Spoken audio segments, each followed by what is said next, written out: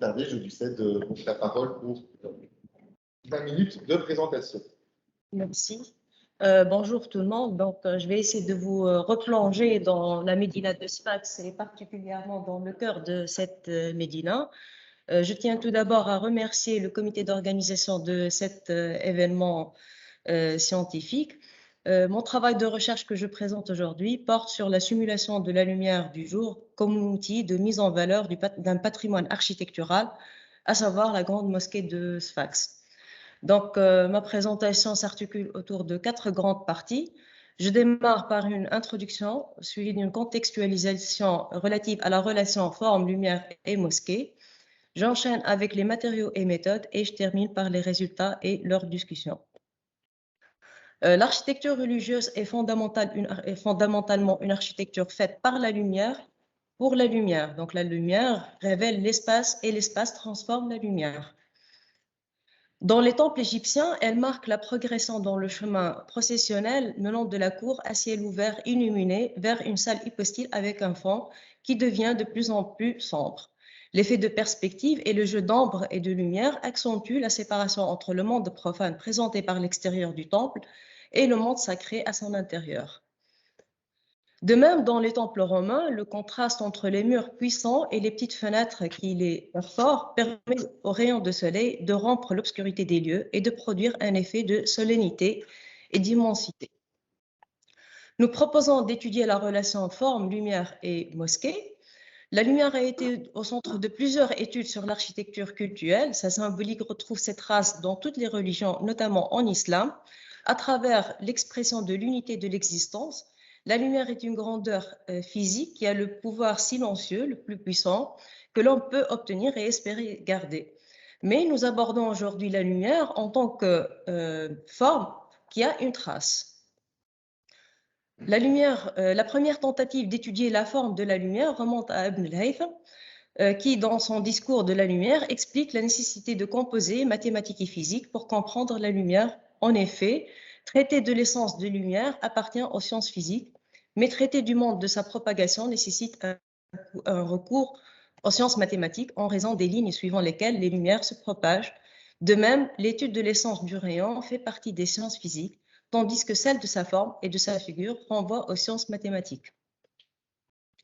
Dans les mosquées, le plus important est de créer un espace de grande unité et de sérénité, mais son utilisation ne doit pas avoir comme objectif la création d'une ambiance mystique, son principal rôle étant de tracer clairement la forme de l'espace de prière. Des tentatives ont été faites pour étudier cette forme de lumière, notamment Belakhal et Farhi, qui sont des chercheurs algériens, et qui ont proposé d'explorer des stratégies de l'éclairage naturel dans les mosquées ottomanes. La lumière est le symbole le plus caractéristique de l'architecture en Iran, et pas seulement comme un élément physique, mais aussi comme un symbole de la sagesse divine qui pénètre dans les éléments et le transforme en quelque chose de grand et approprié, qui a un habitat approprié pour l'âme humaine, qui a une origine dans le monde de la lumière. Donc, nous proposons dans ce qui suit de considérer la lumière naturelle comme phénomène spatial mesurable dont on peut qualifier la morphologie et chercher à comprendre comment est utilisée et spatialisée dans l'architecture de la grande mosquée de Sfax. La propagation de la lumière naturelle à l'intérieur de la mosquée donne lieu à des formes qui méritent d'être étudiées et caractérisées et qui aident à la définition de l'identité du lieu.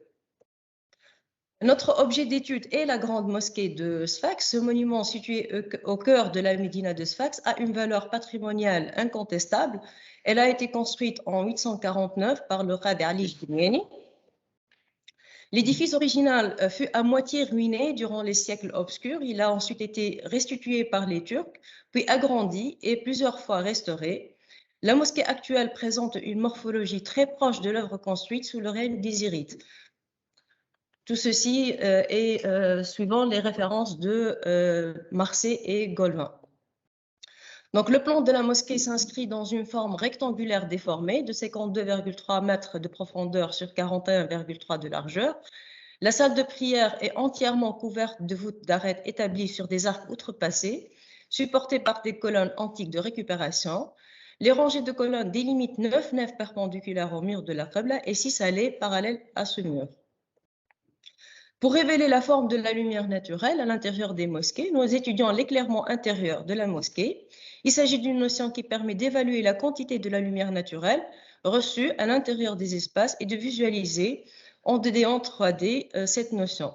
En physique, il représente le flux lumineux qui éclaire une surface et qui peut être perçu par l'homme.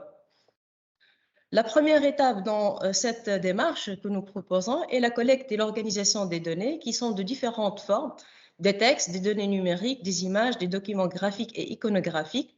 À partir de ces données récoltées et organisées, nous procédons à la modélisation de la maquette numérique sous le logiciel Revit. Nous spécifions ensuite l'emplacement de cette mosquée. Cette étape permet de se connecter à la station météo la plus proche afin de prendre en considération les données météorologiques du site d'étude. Nous indiquons ensuite la position du nord géographique et dans un deuxième temps, nous précisons les options de simulation de l'éclairement, à savoir le type de ciel utilisé, qui est dans ce cas le ciel uniforme CIE, la taille de la grille, la mesure et l'échelle. Nous appliquons cette démarche dans ce cadre d'études à des dates bien choisies qui correspondent au solstice d'été et à l'équinoxe vernal. Et nous avons choisi pour ces deux dates 3 horaires différents pour rendre compte de la propagation de la lumière tout au long d'une journée. La simulation est assurée par le logiciel Insight sur le cloud de Autodesk. Donc, je vous présente ici la démarche.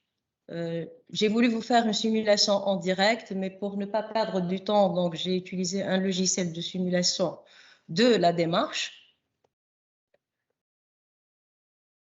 Et là, je suis en train de préciser tous les paramètres que je viens de vous expliquer. OK, donc le résultat obtenu est directement visualisé sur la maquette de Revit et on obtient donc des résultats de deux types. Le premier est une visualisation en 3D qui rend compte de la diffusion de la lumière naturelle à l'intérieur de la salle de prière. Déjà, nous émettons une première constatation qui est relative à la diminution de la quantité de la lumière selon l'axe allant de la cour vers le mur de la Qibla.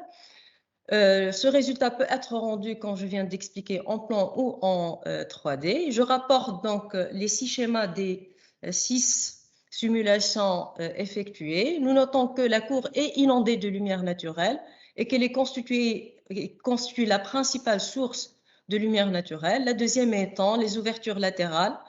L'éclairage naturel de la salle de prière est assuré par 19 fenêtres, 5 portes latérales, 10 portes donnant sur la galerie qui sépare la salle de prière de la cour et une coupole qui surhausse le mihrab permettant l'introduction d'une lumière zénitale.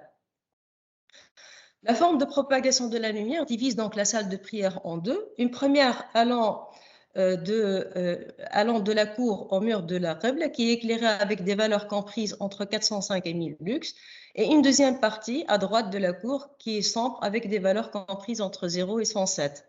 Des taches blanches ponctuent les ouvertures latérales droites avec des formes qui prennent plus d'ampleur au cours d'une journée.